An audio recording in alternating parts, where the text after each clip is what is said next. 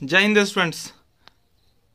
Science और commerce वाले students के लिए जिन्होंने हिंदी 50 लिया है उसका मैं एक सेट अभी अपलोड करने वाला हूं। बहुत सारे स्टूडेंट्स ने कहा है सर मैंने तो बुक ही नहीं लिया है, तो आपको तो एक एक वीडियो देखना जरूरी ही है क्योंकि आपके पास कोई भी एलिमेंट्स नहीं है जिससे आप पढ़ सके। और जिन्होंने गेस पेपर लिया भी है तो उनका यह कहना है सर बहुत सारे क्वेश्चन का आंसर रॉन्ग है या मैं गेस से समझ ही नहीं पा रहा हूँ।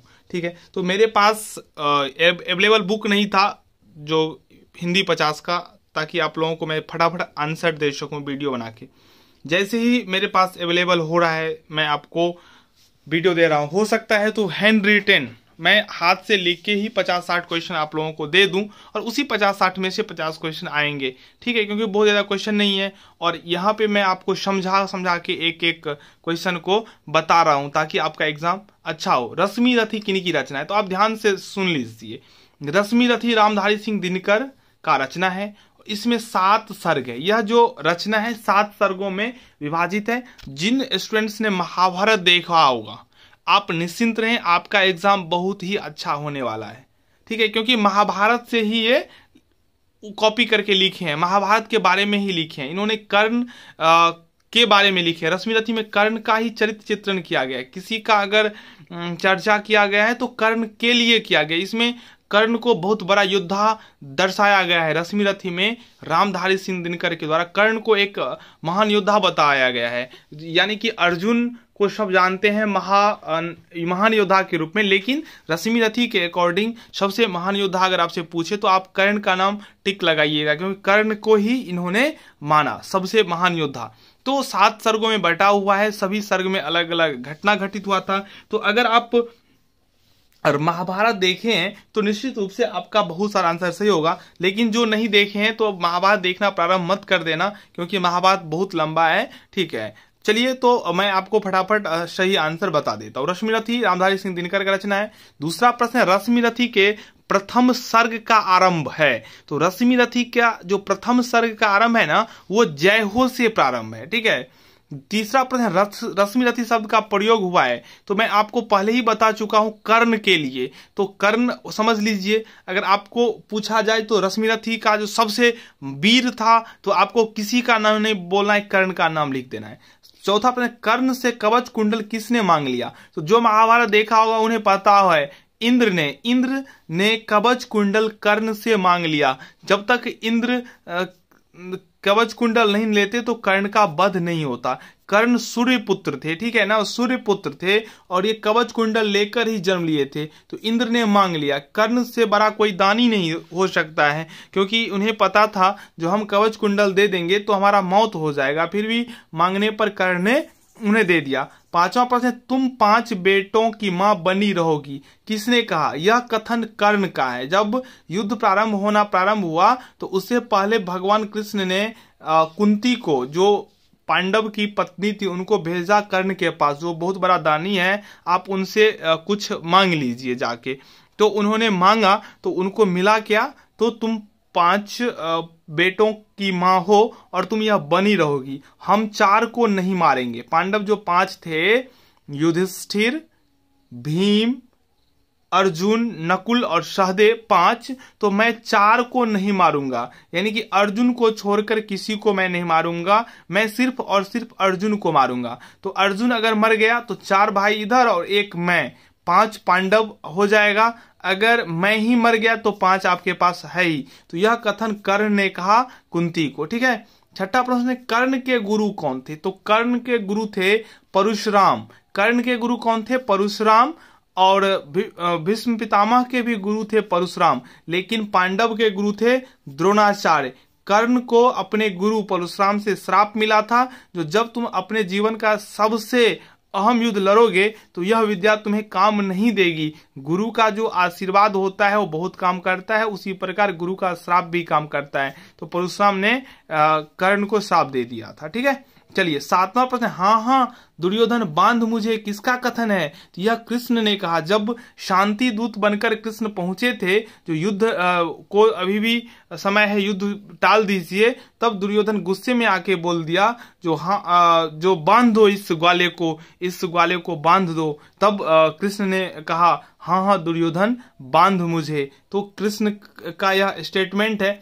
8वां प्रश्न, कर्ण को एकअग्नि कौन देता है? कर्ण को एकअग्नि जब इंद्र कवच और कुंडल मांगते हैं कर्ण से सुबह सुबह आके, ऐसा कहना था सबका, जो कर्ण जब सुबह सुबह सूर्य का पूजा करते थे तो उस समय उनसे जो कुछ कोई मांग ले वो दे देते थे। तो इंद्र उसी समय आके कर्ण से कवच कुंडल मांग लिए, तो उसके बदले में बोला जो आप कुछ हमसे मांगिए, ये इंद्र ने कहा कर्ण से। लेकिन कर्ण मांगने के लिए राजी नहीं हुआ, क्योंकि उन्होंने कहा मेरा जन्म हुआ है कुछ देने के लिए, कुछ लेने के लिए नहीं। फिर भी इंद्र उनको एक बाण देता है, जो विशेषता उसका यह रहता है जो उसका प्रयोग आप जिस पे करेंगे उसका वध होना ही होना है। तो यह एक अग्नि वो अर्जुन के लिए बचा के रखे थे, लेकिन वह एक अग्नि का प्रयोग भीम का जो एक बेटा था, मैं आप लोगों से ही पूछ रहा हूं, आप लोग बताइएगा, जो भीम का जो बेटा था उसका क्या नाम था जिसपे एक अग्नि का प्रयोग किया गया? और उसी दिन सब दुखी थे जो आज मेरा बेटा मर गया, जब भीम का बेटा मारा गया था इस एक अग्नि से। लेकिन भगवान कृष्ण हंस रहे थे, तो इसी पे भीम गुस्सा होके बोले जो भगवान आप तो हंस रहे हैं जबकि मेरा बेटा मर गया है। तो उन्होंने बोला जो बेटा तो जरूर आपका मरा है, लेकिन आपका भाई बच गया आज, मैं इसलिए हंस रहा हूं। तो कर्ण को एक अग्नि इंद्र ने दिया था। 9th क्वेश्चन है, अब देर नहीं कीजिए केशव, अब शेर नहीं कीजिए केशव कहता है, यह अर्जुन ने कहा। 10वां प्रश्न, दिनकर जी का गृह जिला क्या है? तो इनका गृह जिला बेगूसराय है, सिमरिया में इनका जन्म हुआ था। पार्थ किसे कहा जाता था? पार्थ कहा जाता था अर्जुन को।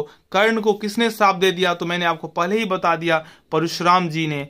भरी सभा में कर्ण से जाति कौन पूछता है? तो कुलगुरु कृपाचार्य उनसे पूछता है। जब सभी पांडव अपने शिक्षा दीक्षा पूरा करके आते हैं तो वहां कर्ण भी पहुंचता है और ललकारता है अर्जुन को सर्वश्रेष्ठ धनुर्धर घोषित करने से पहले, जो आप हमसे युद्ध करो तब सर्वश्रेष्ठ धनुर्धर घोषित होना। तो कृपाचार्य ने उनसे जाति पूछ लिया था। यहीं पे दुर्योधन ने अंग का राजा बनाया था कर्ण को। 14वां प्रश्न, पांडवों के अज्ञातवास की अवधि थी? तो अज्ञातवास 13 वर्षों का था और अज्ञातवास 1 वर्ष का था।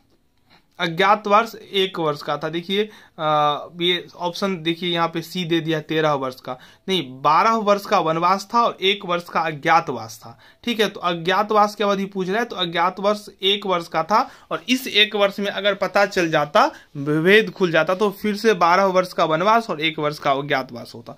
15वां प्रश्न, संक्षेपण के गुण है? संक्षेपण का गुण है संक्षिप्तता करना, तो ऑप्शन डी इसका राइट आंसर होगा। 16वां प्रश्न है, संक्षेपण मूल अवतरण को होना चाहिए? तो एक है। पल्लवन की भाषा होना चाहिए? तो सभी हो जाएगा। ठीक है। 18वां प्रश्न, पल्लवन की शैली होनी चाहिए? तो व्यास शैली, समास शैली, उपर्युक्त दोनों, उपरोक्त में से कोई नहीं, पल्लवन की शैली होना चाहिए। तो इसका आंसर डी ही होगा। कार्यालयी पत्र में सबसे ऊपर रहता है? तो पत्र का संख्या होता है। 20वां प्रश्न, सरकारी पत्र के स्वनिर्देश में क्या लिखा जाता है? तो भाव दिए। वाइस चांसलर का हिंदी अनुवाद क्या होता है? तो वाइस चांसलर का हिंदी अनुवाद होता है कुलपति।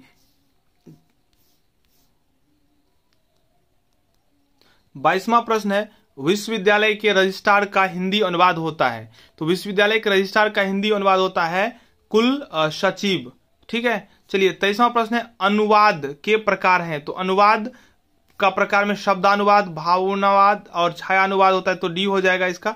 टिप्पण के प्रकार होता है, तो इसका भी हो जाएगा सामान्य टिप्पण, प्रशासनिक टिप्पण, अनुभागीय, तो उपर्युक्त सभी। 25वां प्रश्न, टिप्पण की विशेषता है? तो सरलता, संक्षिप्तता, शिष्ट, तो डी ही इसका भी होगा। 26वां प्रश्न है, छात्र द्वारा प्रधानाचार्य को लिखा जाने वाला पत्र कहलाता है? तो आवेदन पत्र। ठीक है, एप्लीकेशन लिखता है। 27वां प्रश्न है, अर्ध सरकारी पत्र के संबंध में कौन सी बातें सत्य है? तो यह सरकारी पत्र का एक उपभेद है, ऑप्शन ए। 28वां प्रश्न है, किसी की मृत्यु पर लिखा जाने वाले पत्र कहलाता है शोक पत्र।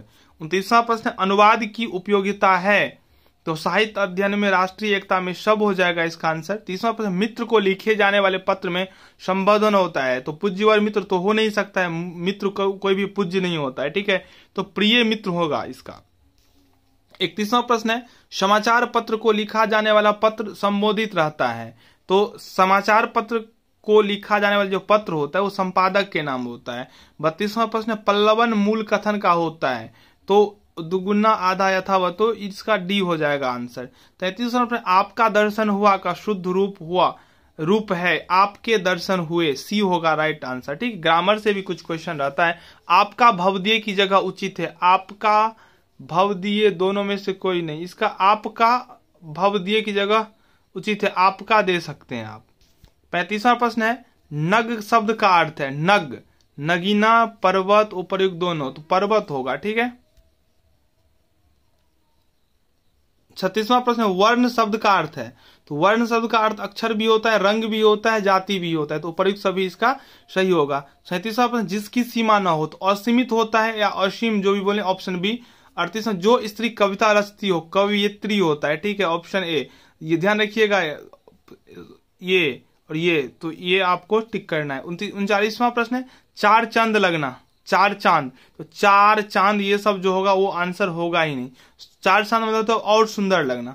40वां, चिराग तले अंधेरा, मतलब अपनी बुराई से अनभिज्ञ, चिराग में तेल ना होना, चिराग बुझ जाना, तो उपर्युक्त में से कोई नहीं यहाँ पे दिया हुआ है, लेकिन चिराग तले अंधेरा मतलब होता है अपना बुराई उन्हें पता न चलना, ऑप्शन ए होगा। गेस में बहुत सारे प्रश्न का आंसर ही गलत है, इसलिए आप थोड़ा ध्यान से देखिएगा। 41वां प्रश्न, हरि का अर्थ है, तो हरि का अर्थ होता है विष्णु, ठीक है। काल का अर्थ होता है समय, मृत्यु, तो दोनों हो जाएगा इसका सही आंसर। 43वां प्रश्न, दांत खट्टा करना, यानी कि दांत खट्टा करना, पराजित होना, ऑप्शन ए सही है। 44वां प्रश्न, अंगूठा दिखाना, यानी कि धोखा देना, ऑप्शन ए राइट है, ठीक है। अगला 45वां प्रश्न है, प्रीसेस राइटिंग को हिंदी में कहा जाता है, तो संक्षेपण कहा जाता है। 46वां, पल्लवन होता है किसी भाव का विस्तार, ऑप्शन बी। संक्षेपण का शीर्षक होना चाहिए, प्रसंग से संबंधित, सरल, संक्षिप्त, तो डी ही इसका राइट आंसर होगा। 48वां प्रश्न, सफल अनुवाद हेतु आवश्यक है, तो उपर्युक्त सभी। जो कम बोलता है उन्हें मृदुभाषी कहा जाता है, ठीक है, तो यहाँ पे मितभाषी या मृदुभाषी एक ही हुआ। 50वां प्रश्न है, बिना वेतन काम करने वाला कहलाता है अवैतनिक, जिन्हें वेतन दिया जाता है वैतनिक, नहीं दिया जाता है अवैतनिक, ठीक है। तो 50 प्रश्न का एक सेट कंप्लीट हुआ, ऐसे ही करके 4-5 सेट आपको करवा दूंगा, ताकि आप लोगों का भी एग्जाम बहुत अच्छा हो। आपको अच्छा लगा हो तो जरूर चैनल को सब्सक्राइब कर लें। पार्ट 2 के लिए, पार्ट 3 के लिए अपने फ्रेंड्स के साथ जरूर इस वीडियो को शेयर कर दें। धन्यवाद।